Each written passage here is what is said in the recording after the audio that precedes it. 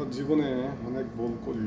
তার কারণ হচ্ছে কিছু কিছু প্রয়োজন মতনে আমরা নিজেদের চাহিদা থাকে, চাহিদা পূরণ হয় না, বা কারো হেল্প লাগে ও মনে মনে ভাবি যে ওর কাছে গিয়ে কিছু বলবো, বা ওর একটা সহায়তা দিতে, বা আমার চাকরি ক্ষেত্রে বা ফ্যামিলিগতভাবে আমি একটু ভালো অনুভব করতে পারবো। কিন্তু তার কাছে ওর কাছে যাওয়ার মতন করে নিজেকে যে ওর কাছে গিয়ে ছোটো হবো, কী কাম আছে নিজের চেষ্টা করি হয়ে, কিন্তু কাজটা হয়নি। আপনি যদি চিন্তা ভাবনা করেন যে না, আমি কারো কাছে ছোটো হবো না, আমার মেধা আমার যোগ্যতা খাটাই আমি কাজে লাগাবো, ইনশাল্লাহ আমি এখানে সফল হব।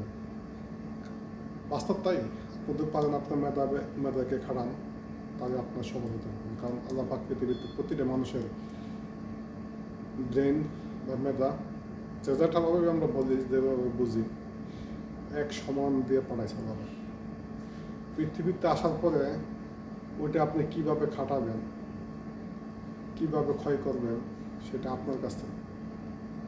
আপনি টাকার কথা ছুটবেন, না সমাজের কথা ছুটবেন, না আপনি দরিদ্র থাকবেন, সেটা আপনার কাছে। আপনি কীভাবে এটা খাড়াইতে পারবেন, খাড়ায় কাজে লাগাইতে পারবেন। দেখেন, কেউ এমন বাস করে হারিয়ে কৃষি চাষ করে, আবার কেউ সরকারি চাকরি পাশে ছুটে, আমি সরকারি চাকরি করবো, আমি বড় কিছু হবো। আবার কেউ সরকারি চাকরি দেওয়া পিছিয়ে ফলাই দিয়ে ব্যবসা করতেছে, অনেক কিছু নিয়ে গবেষণা করতেছে, কোনটা সঠিক সেটা সমাজের কাছে তুলে ধরতেছে। অথচ যে ব্যবসা করতেছে ওইটা সঠিক। কারণ ব্যবসা বলতে কি, আপনি একটা মুদির দোকানে বসে থাকবেন, ওইখান থেকে 10 টাকা বেচবেন, 2 টাকা লাভ, 8 টাকা আসল, ওটা দিয়ে আপনার সংসার চলবে না। আপনারা চিন্তা করতে, গবেষণা করতে,